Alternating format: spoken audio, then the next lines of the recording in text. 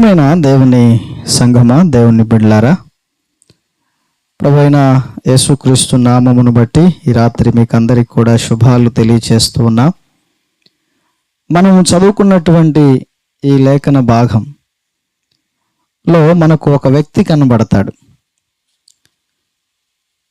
ఒక వ్యక్తి కదా, ఒక మనుషుడు, ఒకడు అనే మాట. ఈ సందర్భము మత్తయి సువార్తలో, అలాగే మార్కు సువార్తలోను, లూకా సువార్తలో కూడా ఈ సందర్భాలు మనకు కనబడతాయి. ఇదే సందర్భాన్ని వారు కూడా వ్రాశారు, మార్కు లూకాల్లో కూడా. ఒకసారి ఆ వచన భాగాలు కూడా మనం చదివినట్లయితే చూడండి. మార్కు సువార్త 10వ అధ్యాయం 17వ వచనం చూడండి. మార్కు సువార్త, ఆయన బయలుదేరి మార్గమున పోవచ్చు ఉండగా ఒకడు పరుగెత్తుకొని వచ్చి ఆయన ఎదుట మోకాళ్ళుని, సద్బోధకుడా, నిత్య జీవమునకు వారసుడనగుటకు నేను ఏమి చేయుదును. చాలు. లూకా సువార్త 18వ అధ్యాయము 18వ వచనంలో కూడా ఇదే సందర్భం మనం చూస్తాం. లూకా సువార్తలో కూడా మనకు కనబడుతుంది. ఒక అధికారి ఆయనను చూచి, సద్బోధకుడా, ఆ నిత్య జీవమునకు వారసుడను అగుటకు ఏమి చేయవలెను. చాలండి. ఈ 3 సందర్భాలలో మనకు ఒకే వ్యక్తి కనబడతాడు. ఆ వ్యక్తి యొక్క లక్ష్యం, ఆలోచన, గురి ఒకటే మనకు కనబడుతుంది. ఏమిటి అనంటే, నిత్య జీవమును పొందుకోవాలి, నిత్య జీవాన్ని నేను సంపాదించుకోవాలి అనేటువంటి ఒక ఆశ, ఒక తపన అతనిలో ఉండిపోయింది. దాని కొరకు ఏమేమి చేయాలి, ఏం చేస్తే దాన్ని నేను సంపాదించుకుంటాను అని ఒకనాడు ప్రభువైన యేసుక్రీస్తు దగ్గరకు ఆ వ్యక్తి వచ్చినట్లుగా మనం చదువుకున్న ఈ సందర్భంలో కనబడుతుంది.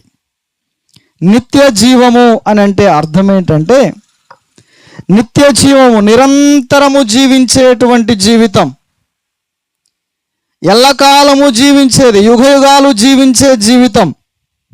దానిని మనకు అర్థమయ్యేటువంటి భాషల్లో ఈ విధంగా ఉపయోగిస్తారు. బైబిల్ భాషలో అది పరలోకము అని చెప్పబడుతుంది, పరలోకము అని. ఇంకా లోకంలో కొన్ని విధాలుగా మనం గమనిస్తే అది మోక్షము అని, దేవలోకము అని, వైకుంఠము అని, స్వర్గము అని అనేక పేర్లతో అది పిలువబడుతూ ఉంది. ఏదేమైనా మోక్షమైనా, లేకపోతే స్వర్గమన్నా, వైకుంఠమన్నా, దేవలోకమన్నా, పరలోకమన్నా ఒకే అర్థాన్ని ఇచ్చేవి. అక్కడ నివసించేవారు నిత్యము జీవించేవారు, నిరంతర జీవులు.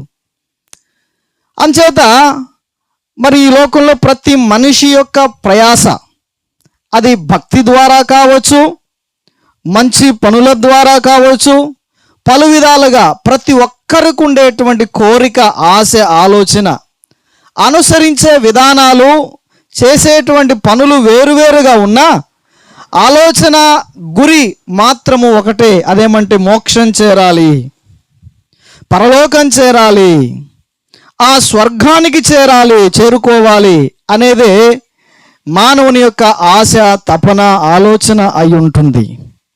ఇదిగో ఈ వ్యక్తి కూడా యేసు ప్రభు దగ్గరకు వచ్చి ఇదే మాట అడుగుతున్నాడు. నేను నిత్య జీవాన్ని పొందుకోవాలంటే, దాన్ని నేను సంపాదించుకోవాలంటే ఏం చేయాలి, ఏం చేయాలి? ఇది ప్రతి మనిషిలో ఉండేటువంటి ఆలోచనే, ప్రతి ఒక్కరికి కలిగేటువంటి ఆలోచన విధానం ఇది. ఏం చేయాలి పరలోకం చేరుకోవాలంటే? రకరకాలైనటువంటి అభిప్రాయాలు లోకంలో ఉన్నాయి కదా. ఒక్కొక్కరు ఒక్కొక్క విధమైనటువంటి అభిప్రాయాన్ని, సంగతులను తెలియచేయవచ్చు. మోక్షం చేరాలంటే ఇదిగో ఇలాగ చేయాలని లోకంలో మనకు కనబడతాయి. ఆ మోక్షం చేరుకోవాలంటే మంచి కార్యాలు, అన్నదానము, లేకపోతే వస్త్రదానం, ధనదానము వంటి కార్యక్రమాలు, మంచి పనులు చేస్తే మోక్షం చేరుకుంటాం అనేటువంటి ఆలోచన ఉంది. ఆ మంచి పనులు చేయడం ఏమి తప్పు కాదు కదా, కానీ ఆ మంచి పనులేవి మోక్షానికి ఒక వ్యక్తిని తీసుకొని పోలేవు. మోక్షానికి వెళ్ళేటువంటి మార్గం, మోక్షానికి తీసుకొని పోయేటువంటి కార్యక్రమము కేవలం ఈ లోకంలో మనం చేసే మంచి పనులను బట్టి అది కలిగేది కాదు. ఒకవేళ అదే కనుక వాస్తవమైతే మానవుడు కేవలం మంచి పనులే చేయగలుగుతున్నాడా కదా, కేవలం మంచి పనులే చేస్తున్నాడా? పుట్టి బుద్ధెరిగిన దగ్గర నుంచి కదా పెద్దవాడే తాను చనిపోయేంత వరకు కేవలం మంచి పనులు మాత్రమే చేస్తూ బ్రతుకుతున్నాడా? అట్లయితే మనం చెప్పొచ్చు నిజంగా అతనికి స్వర్గం గ్యారంటీ. లేదు. బైబిల్ చెప్తుంది బాల్యము నుండే మానవుని యొక్క మనస్తత్వము మూఢత్వంతో నిండిపోయి ఉంది. ఇదిగో మీరు కేవలం బాల్యము నుండే చెడ్డవారు అని చెప్తుంది. అవును, చెడుతనము అది స్వభావంలోనే ఉంది కనుక మోక్షానికి అది తీసుకొని పోలేదు. అట్లయితే ఇదిగో ఈ వ్యక్తి యేసుక్రీస్తు ప్రభు దగ్గరకు వచ్చాడు. ఇది గొప్ప సంగతి అసలు మొట్టమొదట. అయితే యేసు ప్రభు దగ్గరకు వచ్చినటువంటి వ్యక్తి ఈయన ఎవరు?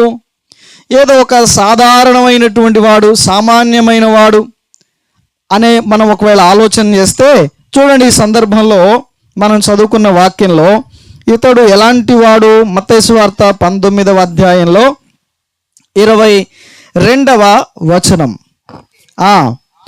ఆయవనుడు చాలండి కదా, ఎవరట ఇతను? యేసు ప్రభు దగ్గరకు వచ్చి నాకు నిత్య జీవం కావాలి అని అడిగినటువంటి వ్యక్తి ఎవరు? యవనస్తుడు, యువకుడండి కదా, ముసలోడు కాదు. ఈనాడు చాలామంది భక్తి అంటే, లేకపోతే దేవుని దగ్గరకు రావాలంటే, భగవంతుణ్ణి చేరుకోవాలంటే, నమ్ముకోవాలంటే ఏమనుకుంటారు తెలుసా? ఇప్పుడే ఎందుకండి కదా, ఈ వయసులోనేనా? ఇంకా అనుభవించాల్సినవి చాలా ఉన్నాయి. అంతా అయిపోయిన తర్వాత, బాధ్యతలన్నీ తీరిపోయిన తర్వాత నేను ఇలాగ అంటాను అప్పుడప్పుడు, 4 కళ్ళు రావాలట, 3 కాళ్ళు రావాలి, పళ్ళన్నీ ఊడిపోవాలి, ఇంట్లో అడ్డమైపోవాలి. ఎవరా ముసలోడా ముసలిదానా, ఎప్పుడు పోతావు అని అనాలట. అప్పుడు కావాలట దేవుడు కదా. ఊరు పొమ్మంటుంది, కాటి రమ్మంటుంది, అప్పుడు కావాలి భగవంతుడు అనుకునేటువంటి మనుషులు కూడా ఉన్నారు, లేకపోలేదు సుమా. అయితే ప్రభువు దగ్గరకు వచ్చి నిత్య జీవం కావాలని కోరుకుంటున్నటువంటి వ్యక్తి ముసలోడు కాదు, పళ్ళుడిపోయిన వాడు కాదు, కళ్ళు కనపడినోడు కాదు, యువకుడు, యవనస్తుడు. నేటి దినాల్లో యవనస్తులకు ఇలాంటి అసలు ఆలోచనే, భక్తి ఆలోచన, భగవంతుని కూర్చున్నటువంటి ఆలోచన లేదు. ఎలాంటి పరిస్థితుల్లో ఉన్నారు ఈ రోజుల్లో యవనస్తులు అంటే, తినుము, త్రాగుము, సుఖించుము, ఈ లెక్కలో ఉన్నారు చాలా మంది కదా.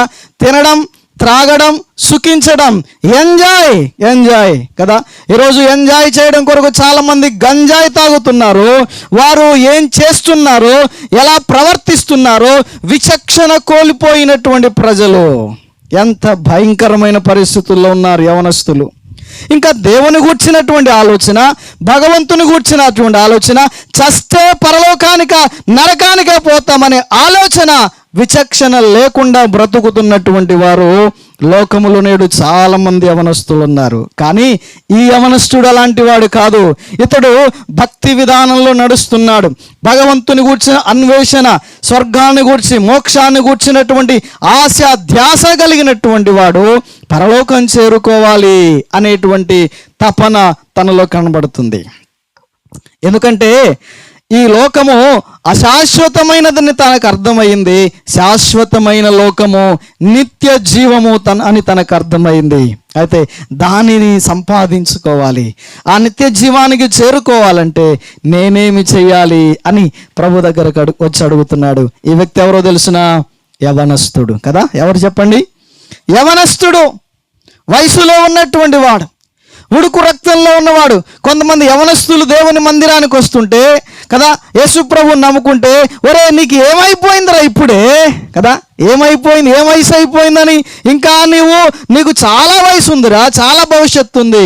ఒకవేళ వారు ఇలాగ అనుకుంటారేమో, వీడి చాప్టర్ క్లోజ్ అయిపోయింది, అయ్యో అప్పుడే ఏమి భక్తి చేస్తుంటే, ప్రార్థనకు వెళుతుంటే, ప్రభుని నమ్ముకుంటే అయిపోయిందా కదా? అంతా అయిపోయిందా? అసలు ఆరంభమే అప్పుడు కదా. యవనస్తులు బలవంతులు దేవుని చేతిలో. అవును, అట్లయితే యవనస్తుడు దేవుని దగ్గరకు వచ్చాడు, అయ్యా నాకు నిత్య జీవం కావాలి. మార్కు సువార్తలో కూడా ఇదే సందర్భంలో మనం చదివితే అక్కడ ఆ వ్యక్తిని గురించి ఇలాగ వ్రాయబడి ఉంటుంది, అతడు మిగుల ఆస్తి గలవాడు అని ఉంది. మిగుల ఆస్తి గలవాడు అంటే అతడు ధనవంతుడు. అతడు యవనస్తుడు. మార్కు సువార్తలో ఈ సందర్భాన్ని రాస్తూ చెప్పాడు, ఆయన దగ్గరకు వచ్చి నిత్య జీవం కావాలనిగిన వ్యక్తి ఎవరు తెలుసా? ఆస్తి గలవాడు, ధనవంతుడు, పేదవాడు కాదు, కూటికి లేనివాడు కాడు, వస్త్రాలు లేనివాడు కాడు, ఆహారం లేనివాడు కాడు కదా. కొంతమంది అనుకుంటారు యేసు ప్రభు నమ్ముకునే వాళ్ళు వాళ్ళ అల్లండి కదా, వాళ్ళకు ఆ రోజు తిండి లేక, తిండికి గతి లేక యేసు ప్రభు దగ్గరకు వెళ్ళారు. కాదు కాదు కాదు, యేసు క్రీస్తు దగ్గరకు వచ్చినటువంటి వ్యక్తుల్లో చాలామంది ధనవంతులైన వాళ్ళు ఉన్నారు సుమా, ధనవంతులు. ఆయన ఈ లోకంలో జన్మించినప్పుడు ఆయన దగ్గరకు వచ్చి దర్శించినటువంటి వ్యక్తులు ఎవరో తెలుసా? జ్ఞానులు, పండితులు, గొప్పవారు. వారు ఏం తెచ్చారు ఆయన దగ్గరకు? బంగారమును తెచ్చి ఆయనకు కానుకలుగా సమర్పించారంటే వాళ్ళు పేదవాళ్ళ? చెప్పండి. యేసు ప్రభు దగ్గరకు కానుక అర్పించడానికి బంగారమును తెచ్చి ఇచ్చారు. ఆయన దర్శనానికి వచ్చిన వాళ్ళు పేదవాళ్ళ? కాదు కాదు కాదు, ధనవంతులైన వాళ్ళు.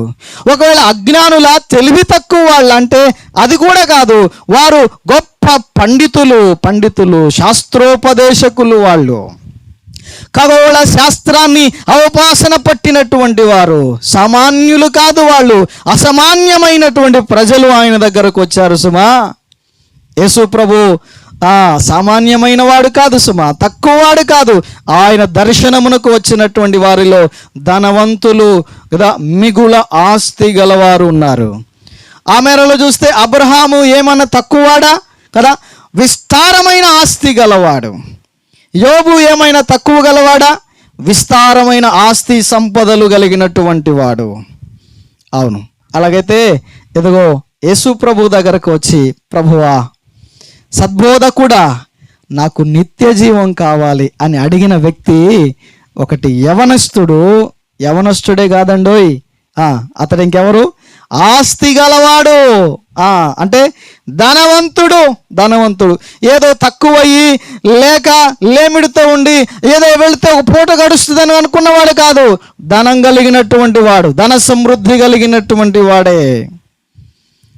ఏమి తక్కువై రాలేదు, ధనం కలిగిన వాడే. తనకున్నటువంటి ధన సంపదను బట్టి, ఆస్తి ఐశ్వర్యాన్ని బట్టి ఒకవేళ అనుకున్నాడు నిత్య జీవాన్ని కొనేద్దామని. ఈ లోకంలో ఇళ్ళ, స్థలాలు, ప్లాట్లు, పొలాలు ఎన్నో కొనేసి ఉంటాడు కదా. నిత్య జీవం కూడా కొందాం అనుకున్నాడు తనకున్న ఆస్తితో. నిత్య జీవమును నేను సంపాదించుకోవాలి అంటే ఏం చేయాలో చెప్పు అని అడుగుతున్నాడు. అంటే బాగా సౌండ్ పార్టీ అని కదా, ఆస్తి గలవాడు. మూడో విషయాన్ని జ్ఞాపకం చేస్తాను. ఆయన దగ్గరకు వచ్చినటువంటి వ్యక్తి ఎవరు అంటే లూకాసు వార్త 18వ అధ్యాయం 18వ వచనంలో మనం చదివాం. ఒక అధికారి అని కదా, అధికారి. ఒకటి యవనస్తుడు, రెండవది ఆస్తి గలవాడు అంటే ధనవంతుడు, మూడవది ఎవరతను? అధికారం కలిగిన వాడు, అధికారి, ఉద్యోగి కదా. అతడు యవనస్తుడుగా ఉన్నాడు, యువకుడు, అతనికి ఆస్తి ఉంది, అంతేకాదు ఉద్యోగం కూడా ఉంది కదా. అధికారి ఒక ఉన్నత అధికారంలో ఉన్నవాడు ఆయన దగ్గరకు వచ్చాడు. యేసు ప్రభు దగ్గరకు వచ్చింది ఉన్నత స్థితిలో అధికారంలో ఉన్నటువంటి వారు. అంచేత మనము ఈ వ్యక్తిని గురించి జ్ఞాపకం చేసుకుంటున్నప్పుడు ఈ ధనవంతుడు, ధనమున్నా, అధికారమున్నా, బలమున్నా, యవ్వన బలమున్నా ఏం కావాలట? నిత్య జీవం కావాలి, పరలోకం కావాలి. ప్రతి మనిషికి నిత్య జీవం అవసరం. నిత్య జీవము వద్దు అనుకుంటే దానికి తర్వాత వ్యతిరేకంగా ఏముంటుంది చెప్పండి? నిత్య నాశనం. నిత్యము జీవించే లోకంలో ప్రవేశించకపోతే యుగ యుగాలు తగులబడే అగ్నిగుండం, దానినే నిత్యనాశనం, నరకం అని మనం పిలుస్తాం. యమలోకం, యమగుండం కదా, పాతాళలోకం అనే పేర్లతో పిలువబడతా ఉంది. అయితే ప్రభువైన యేసుక్రీస్తు వారు నిత్య జీవానికి వెళ్ళే మార్గమేంటో ఆయన బోధపరుస్తున్నాడు. తన యవ్వన బలం చేత సంపాదించలేనిది, తనకున్నటువంటి ధనం చేత సంపాదించుకోలేనిది, తన అధికారాన్ని ఉపయోగించి రాబట్టుకోలేనిది. ఈనాడు అధికారులు ఎట్లాంటి వాళ్ళు, ఏమైనా కనపడితే ఏం చేస్తారు? కబ్జా చేసేస్తారు, అంతే కదా. స్థలాలనైనా పొలాలనైనా ఇళ్ళనైనా ఏం చేస్తారు? వాళ్ళ అధికారాన్ని ఉపయోగించి కబ్జా చేస్తారు. నిత్య జీవాన్ని అలాగూ కబ్జా చేయడానికి అవకాశం లేదు.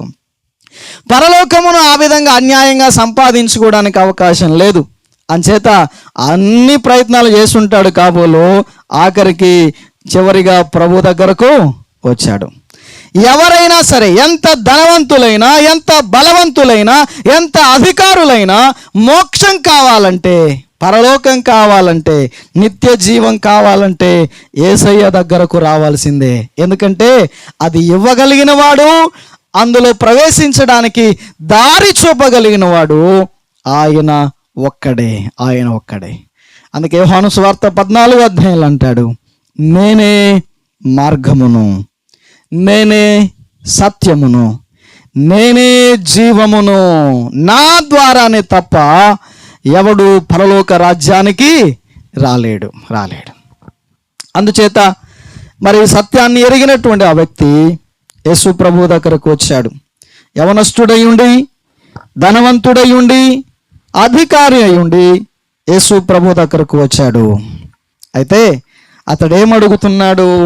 మత్తయి సువార్త 19వ అధ్యాయము 16వ వచనంలో మనం చూస్తే అతడు అడుగుతున్నాడు, నిత్య జీవమును పొందుటకు నేను ఏ మంచి కార్యము చేయవలెను అని అడుగుతున్నాడు. అంటే బహుశా అతని ఆలోచన ఏంటి?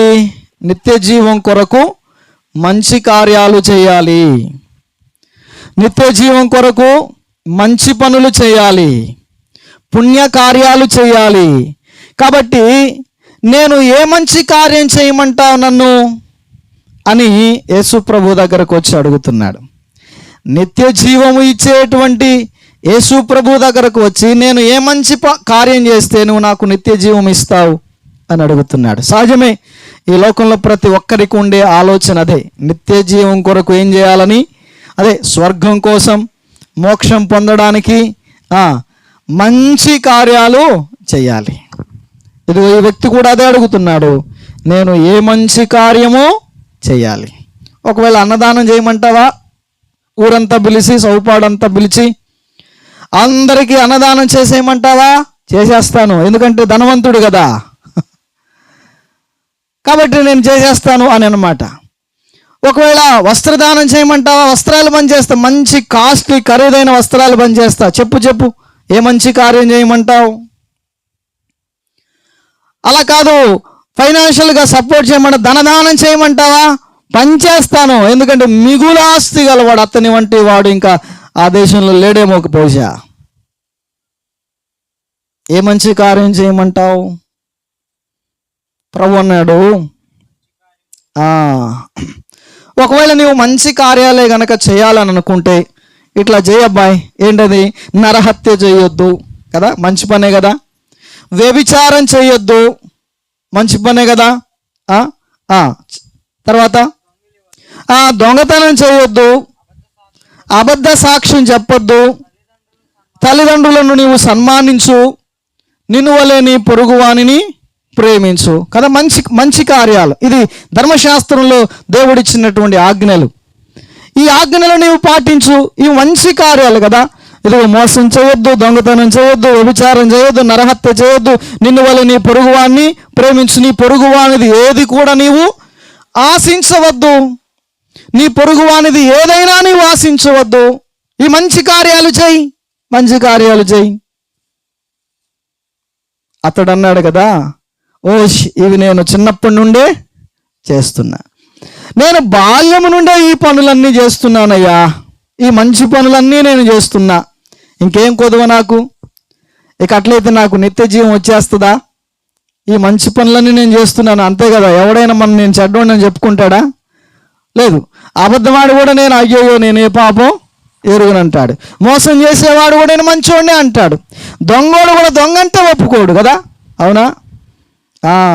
దొంగతనం చేసిన వాడు దొంగ అంటే ఒప్పుకోడు, మోసం చేసేవాడు మోసగాడంటే ఒప్పుకోడు. ఎందుకు? నేను మంచివాడిననే చెప్పుకుంటాడు ప్రతి ఒక్కడు.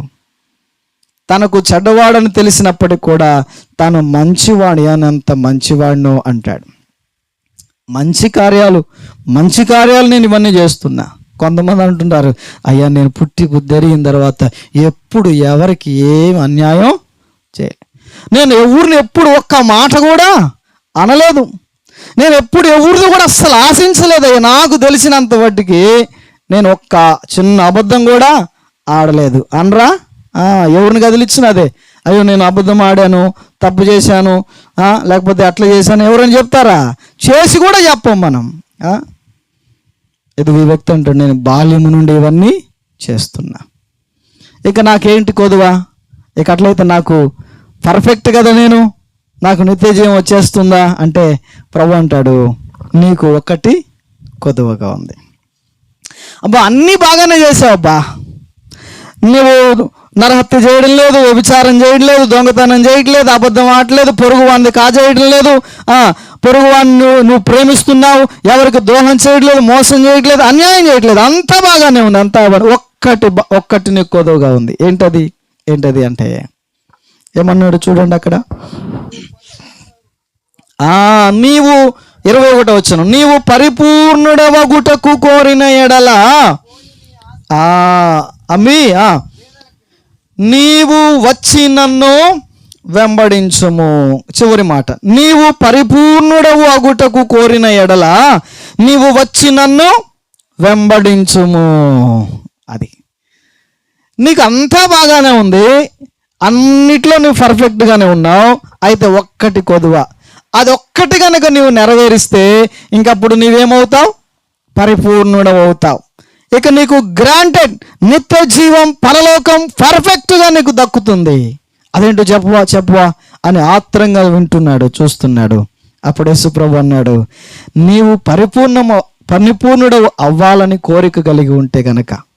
కోరుకుంటే గనక నువ్వేం చేయాలి తెలుసా? వచ్చి నన్ను వెంబడించు. ప్రియులారా, ఆశ అందరికీ ఉంటుందిలేండి కదా, నిత్య జీవం కావాలని, స్వర్గం పొందాలని, మోక్షానికి చేరుకోవాలని ఎవరు కోరుకోరు? ఎవరు ఇష్టపడరు చెప్పండి? నరకానికి పోవాలని ఎవరైనా కోరుకుంటారా? పాతాళంలో యాతన పడాలని ఎవరైనా కోరుకుంటారా? ఇదిగో ఆ యమలోకంలో, యమగుండంలో యమదూతల చేత శిక్షించబడాలి, రంపాలతో కోయబడాలి, నూనెలో కాల్చబడాలని ఎవరైనా కోరుకుంటారా? లేదు కదా. మోక్షంలో, స్వర్గములో, దేవలోకములో దేవునితో కూడా కదా, దేవదూతలతో కూడా నివసించాలని కోరుకుంటారు కదా. అట్లయితే ఆ కోరిక నెరవేర్చబడాలంటే, ఆ స్వర్గప్రాప్తి లభించాలంటే, మోక్షం పొందుకోవాలంటే ఒక చిన్న సూత్రాన్ని ప్రభు చెప్తున్నాడు. అదే సూక్ష్మములో మోక్షం. ఏమిటి అంటే ఆయన అన్నాడు, నీవు ఇంకా పరిపూర్ణుడు అవ్వాలంటే, నీకున్న లోపమంతా పోవాలంటే నువ్వు ఒక పని చేయాలి, నీవు నన్ను వెంబడించు అన్నాడు. నీవు నన్ను వెంబడించు. ఆయనను వెంబడిస్తే ఏమవుతుంది? నిత్య జీవం. ఎందుకు? ఆ దారి తెలిసినవాడు ఆయన కదా. నేనే మార్గము అన్నాడు, నేనే జీవమును, నన్ను వెంబడించు, నా వెంబడిరా. నన్ను వెంబడిస్తే ఆ మోక్షం నిన్ను చేరుస్తాను, ఆ పరలోకానికి నిన్ను చేరుస్తాను, నిత్య జీవాన్ని నీకు ఇస్తాను అని చెప్తున్నాడు. అయితే ఈ వ్యక్తి కదా, యేసుప్రభు అన్నాడు, నన్ను వెంబడించు. ఆయనను వెంబడించమంటే ఆ వ్యక్తి ఏం చేశాడు? వ్యసన పడుతూ వెళ్ళిపోయాడట. వ్యసన పడుతూ అంటే అసహించుకుంటూ, చిచ్చి ఏంటి నేను నిన్ను వెంబడించాలా? నిత్య జీవం అయితే నాకు కావాలి, కానీ నిన్ను వెంబడించడం అయితే నా వల్ల కాదు, నిన్ను వెంబడించడానికి నాకు ఇష్టం లేదు అన్నాడు. మరి నిత్య జీవం వద్దా? లేకపోయినా పర్వాలేదు, ఈ లోకంలో ధనం ఉంది కదా చాలు, ఈ లోకంలో అధికారం ఉంది కదా చాలు, ఈ లోకంలో బలం ఉంది కదా, యవన బలం, అందం, ఐశ్వర్యం ఉంది, అందం ఉంది కదా, అధికారం ఉంది, ఇంకా నాకు చాలు, నిత్య జీవం లేకపోయినా పర్వాలేదు, నిన్ను మాత్రం వెంబడించను. ఈనాడు చాలామంది నిత్య జీవం అంచుదాకా వచ్చి కదా, నిత్య జీవము దగ్గరకు వచ్చి కాదనుకొని పోయేవాళ్ళు చాలామంది ఉన్నారు. నిత్య జీవము క్షణంలో పోగొట్టు, క్షణంలో నిత్య జీవాన్ని దూరం చేసుకుంటున్న వాళ్ళు చాలామంది ఉన్నారు. నిత్య జీవం వెళ్ళే మార్గం తెలుసు, నిత్య జీవం వెళ్ళాలంటే ఆయన వెంబడించాలని తెలుసు, కానీ ఆయన మాకు అక్కరలేదు అనుకుని నిత్య జీవాన్ని దూరం చేసుకుంటున్న వాళ్ళు చాలామంది ఉన్నారు. ప్రియులారా, దేవుని మహాకృప ఏమంటే మనం ఆ జీవానికి పాత్రులమయ్యాం, ఆ నిత్య జీవానికి మనం పాత్రులమయ్యాము కదా. ఇదిగో ఆ యవనస్తుడు, ఆ ధనవంతుడు, ఆ అధికారి అయిన వాడు నిత్య జీవం కావాలని వచ్చాడు కానీ పొందుకోకుండానే పోయాడు. బహుశా అతడు ధనం వల్ల సంపాదించుకుందాం అనుకున్నాడేమో, ఎంత డబ్బైనా చేస్తాననుకున్నాడేమో, లేకుంటే ఏమైనా పుణ్యకార్యాలు చేసేస్తాననుకున్నాడేమో, అంతేగాని భగవంతుణ్ణి నేను వెంబడించాలి అనే మాట విన్నప్పుడు అది అతడు వ్యసనాన్ని పుట్టించింది, అసహ్యాన్ని కలిగించింది. లోకంలో ఏ పని చేయమన్నా చేస్తాం కానీ భక్తి చేయమంటే మాత్రం, ప్రభువుని వెంబడించమంటే మాత్రం అది సాధ్యమయ్యే పని కాదు. యేసుక్రీస్తుని వెంబడించడం అంటే అర్థం ఏంటో తెలుసా? అన్నీ వదిలిపెట్టేసి, ఇళ్ళు వాకిళ్ళు వదిలిపెట్టి ఇంకా ఆయన వెంబడి ఊర్లా తిరగడం కాదు. ఆయన వెంబడించడం అంటే ఏంటో ప్రభువైన యేసుక్రీస్తు వారే స్వయంగా చెప్పినటువంటి ఒక 3 మాటలు ఈ సందర్భంలో నేను జ్ఞాపకం చేస్తాను. నన్ను వెంబడించుము అని అంటే అర్థమేంటో చూడండి. లూకాసు వార్త 9వ అధ్యాయము 23వ వచనం. లూకాసు వార్త 9వ అధ్యాయం 23వ వచనం.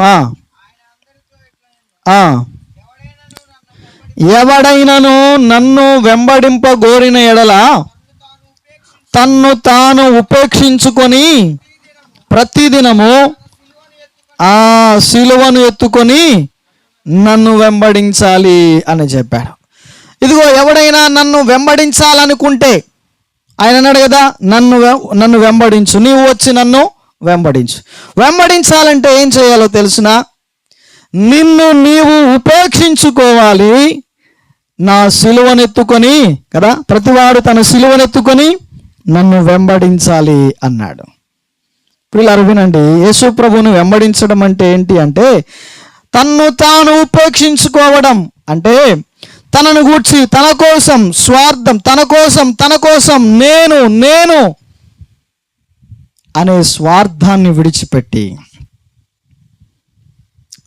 ఆయనను వెంబడించడం కదా, దేవుని కొరకు వెంబడించడం, తనను తాను ఉపేక్షించుకోవాలి. ఈ లోకములు అన్నిటినీ వదిలేసుకున్నట్టుగా ఇవేవి కూడా శాశ్వతమైనవి కాదు. బలము శాశ్వతమా, ధనము శాశ్వతమా, అధికారం శాశ్వతమా? ఏది శాశ్వతం? ఒకవేళ యవ్వన బలాన్ని చూసుకొని అతిశయపడుతుంటే ఆ బలం ఎంతకాలం ఉంటుంది చెప్పండి కదా. వయసు పెరిగే కొద్దీ ఏమవుతుంది? బలము తగ్గిపోతుంది కదా. వయసు పెరిగే కొద్దిగా బలం తగ్గిపోతుంది. బలం శాశ్వతం కాదు. అప్పుడప్పుడు అంటుంటారు కొంచెం పెద్ద వయసులో ఉన్నవాళ్ళు, నేను బాగా వయసులో ఉన్నప్పుడు వడ్ల బస్తాను ఒక్క చేత్తో పైకి లేపాను అని చెప్పేవాళ్ళు ఉన్నారు కదా. ఇప్పుడు బలం లేదు, వయసు అయిపోయింది, బలం ఉడికిపోయింది. ధనం శాశ్వతమా?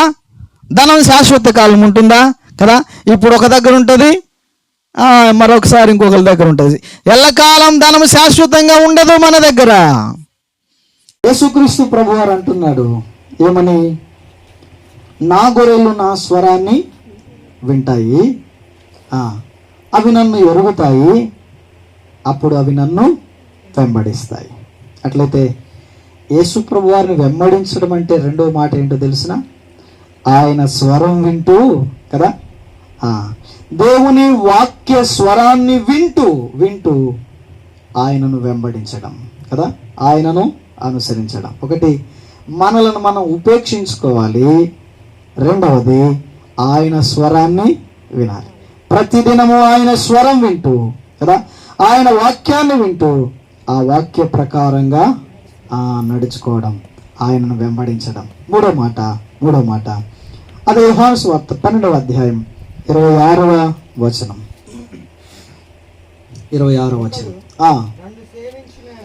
నన్ను ఎవరైనా సేవించాలనుకుంటే నన్ను వెంబడించాలి. యేసు ప్రభువుని వెంబడించడం అంటే ఏంటో ఇంకొక మాట చెప్తున్నాడు ఆయన ఇక్కడ. ఆయన వెంబడించడం అంటే ఎట్లా? నన్ను వెంబడించాలంటే ఆయనను ఒకడు నన్ను సేవించిన ఎడల అతడు నన్ను ఏం చేయాలి? వెంబడించాలి అన్నాడు. అట్లయితే చెప్పండి. మూడవది, ఆయనను వెంబడించడం అంటే ఏంటి? ఆయనను సేవించడం అంటే పూజించుట, ఆరాధించుట అని అర్థం. ప్రభువైన యేసుక్రీస్తు వారిని పూజించుట, ఆరాధించుట, అదే ఆయనను వెంబడించుట. ఓకే, 3 మాటలు. ఈ లోకములో తనను తాను ఉపేక్షించుకొని ఆయన స్వరం వింటూ, ఆయనను పూజిస్తూ, ఆయనను సేవిస్తూ, ఆయనను వెంబడించడమే. అదే ఆయన వెంబడించడం అంటే. యేసుప్రభు వారు అన్నాడు, నీవు పరిపూర్ణుడు కావాలంటే, నిత్యజీవం నీకు కావాలి కదా, నీవు పరిపూర్ణుడు కావాలంటే వచ్చి నన్ను వెంబడించు. ఆయన వెంబడించడంలోని అర్థం ఏంటో తెలుసా? అన్నిటిని విడిచిపెట్టి, అంటే ధనము అక్కర్లేదా? కావాలి, కానీ వాటి మీద మనసు వద్దు కదా, అన్నిటిని విడిచిపెట్టి. రెండవది, ఆయన స్వరాన్ని విను కదా, ఆయన స్వరాన్ని. మూడవది, ఆయనను సేవించు, అనగా ఆయనను పూజించు. ఈ మాట ప్రభు చెప్పగా, ఇదిగో అతడు నాకు అక్కరలేదని వ్యసనపడి వెళ్ళిపోయాడు. ముఖము చిన్న బుచ్చుకొని వెళ్ళిపోయాడట. ఏంటో తెలుసు అక్కడ రాయబడి, అతడు మిగుల ఆస్తి గలవాడు గనుక అతడు ముఖము చిన్న బుచ్చుకొని వ్యసన పడుతూ వెళ్ళిపోయాడు. నిత్య జీవాన్ని పోగొట్టింది ఏదో తెలుసా? నిత్య జీవము మోక్షాన్ని పోగొట్టింది ఏదో తెలుసా? ఏదట? అతని ఆస్తి కదా, అతనికి ఉన్న వెళ్ళి చేయొచ్చు కదా, అతనికి ఉన్నటువంటి ఆస్తి ఏం చేసింది? నిత్య జీవాన్ని పోగొట్టేసింది. అతడు నిత్య జీవాన్ని పొందుకోలేకుండా చేసింది ఏమంటే, అతనికి ఉన్నటువంటి ఆస్తే కదా, అతనికి ఉన్న సంపద. దేవుని రాజ్యాన్ని, పరలోక రాజ్యాన్ని, మోక్షాన్ని అతడు పోగొట్టుకోవడానికి కారణమైన ఆస్తి అవసరమా కదా? ఆస్తి అక్కర్లేదని చెప్పడం లేదు, ఆ ఆస్తిని లక్ష్య పెట్టడం అంత అవసరమా కదా? ఈనాడు చాలామంది తమకున్న డబ్బును చూసుకొని మాకేం తక్కువ, యేసుప్రభుని మేమెందుకు నమ్ముకోవాలా? ఏమడ్డం వచ్చింది వాళ్లకు? వాళ్ళకున్న ధనం, వాళ్ళకున్న ఆస్తి యేసుప్రభు దగ్గరకు రాకుండా అడ్డమైపోయింది కదా. వాళ్ళకున్న బలం మాకిప్పుడే ఎందుకు, అంతా అయిపోవాలా ఇప్పుడే ఎందుకు? వాళ్ళకున్న బలం, అందం వాళ్ళను ప్రభు దగ్గరకు రాకుండా చేస్తుంది. వాళ్ళకున్న హోదా, అధికారం, ఇది దేవుడిచ్చే నిత్య జీవాన్ని పొందకుండా చేస్తుంది. చాలామంది ఈరోజు నిత్య జీవాన్ని పోగొట్టుకోవడానికి కారణం అదే. ఒక్క మాట నేను చూపించి ముగించేస్తాను. చూడండి, యోహాను సువార్తలో 3వ అధ్యాయం 36వ వచనం. నిత్య జీవం పొందడానికి యేసుక్రీస్తు ప్రభు మనకు అనుగ్రహించబడ్డాడని 3వ అధ్యాయం 16వ వచనంలో ఉంది. దేవుడు లోకాన్ని ఎంతో ప్రేమించి మనకు నిత్య జీవం ఇవ్వడానికి తన కుమారుణ్ణి అనుగ్రహించాడు. ఎవరు ఆయన విశ్వాసం ఉంచుతారో వారందరూ నిత్య జీవము పొందినట్లుగా మనకు అనుగ్రహించబడ్డాడు. యేసుక్రీస్తు మనకు నిత్య జీవం కొరకు ఇవ్వబడ్డాడు. రెండవది 3:36లో కుమారుని యందు విశ్వాసముంచు కుమారుని యందు విశ్వాసముంచువాడే నిత్య జీవము గలవాడు. ఎవరికి నిత్య జీవం సొంతం అవుతుందో తెలిసిన? యేసుక్రీస్తునందు ఎవరైతే విశ్వాసం ఉంచుతారో వాళ్లకు నిత్య జీవం దొరుకుతుంది. అట్లయితే విశ్వాసం ఉంచిన మనందరికీ ఏముంది చెప్పండి? ఎవరైతే యేసు ప్రభుని నమ్మడం లేదో, విశ్వసించడం లేదో, వారు నిత్య జీవాన్ని కోల్పోతున్నారు. నిత్య జీవాన్ని కోల్పోవడమే కాదు, ఏం జరుగుతుంది అంటే ఆ తర్వాత ఉంది, కుమారుని విశ్వసించని వానికి దేవుని ఉగ్రత వాని మీద నిలిచి ఉంది. దేవుని ఉగ్రత వాని మీద నిలిచి ఉంది. ప్రియులారా, యేసుక్రీస్తునందు విశ్వాసం ఉంచడం ద్వారా ఆయన మనకు నిత్య జీవాన్ని ఇస్తున్నాడు. ఆయనను నిరాకరించడం ద్వారా దేవుని ఉగ్రతకు మనము గురవుతున్నాము. విశ్వసించేవాడట 5:24 ఉంది, వాడు మరణములో నుండి జీవములోనికి దాటించబడ్డాడు. ఈ రాత్రి వేళ ఇదిగో నిత్య జీవం కావాలనే ఆశ మనందరికీ ఉంది. కానీ దాన్ని పొందుకోకుండానే వెళ్ళిపోతున్నామా? దాన్ని పొందుకోవాలంటే ఏం చేయాలో అర్థం కాకపోతే ఈ రాత్రి ప్రభు మనతో మాట్లాడుతున్నాడు. ఆయనను విశ్వసిస్తే చాలు. యేసు ప్రభునందు మనం విశ్వాసం ఉంచితే చాలు, నిత్య జీవం మనకు ఉచితముగా ఆయన ఇస్తున్నాడు కదా. ఇది చాలా సూక్ష్మములో మోక్షం. సూక్ష్మములో మోక్షం ఏమంటే కేవలం ఆయనను విశ్వాసం ఉంచితే చాలు. కేవలం ఆయన విశ్వాసం ఉంచితే చాలు. యేసు ప్రభువా, నేను నిన్ను నమ్ముతున్నాను, నువ్వు రక్షకుడవని, నువ్వు దేవుడవని, ప్రభువని నేను నమ్ముతున్నాను, నిత్య జీవం ఇచ్చేవాడవని నేను నమ్ముతున్నానయ్యా, నా హృదయంలోనికి రండి అని మనం ఎవరైతే విశ్వాసంతో హృదయపూర్వకంగా ప్రభువుని అడుగుతామో అటు వారికి ఆయన నిత్య జీవాన్ని ఇవ్వడానికి సిద్ధంగా ఉన్నాడు. ఇది ఉచితం, ఉచితం, ఉచితం. సూక్ష్మములో మోక్షం. దీని కొరకు కాని ఖర్చు పెట్టాల్సిన అవసరం లేదు. కాలికి తిప్పలు వచ్చేదాకా నువ్వు ఆయన చుట్టూ తిరగాల్సిన పనే లేదు. ఉన్న చోట, ఉన్న పళంగా, ఉన్న క్షణం కదా, ఒక్క క్షణంలో యేసు ప్రభువా, యేసు ప్రభువా, నా హృదయంలోనికి రండి, నా హృదయంలోనికి రండి అని ఎవరైతే ఆయన అడుగుతారో వారి హృదయాల్లోనికి ఆయన వస్తాడు, నిత్య జీవాన్ని అనుగ్రహిస్తాడు. ప్రార్థన చేద్దాం. ఈ వీడియో మీకు నచ్చినట్లయితే లైక్ చేయండి మరియు షేర్ చేయండి. సబ్స్క్రైబ్ చేయడం మాత్రం మర్చిపోకండి. సబ్స్క్రైబ్ బటన్ పక్కనే ఉన్నటువంటి గంట సింబల్ కూడా మీరు నొక్కండి. అప్పుడు మాత్రమే మేము అప్లోడ్ చేసే ప్రతి కొత్త వీడియో నోటిఫికేషన్ ద్వారా మీకు అందుతుంది. Thank you for watching.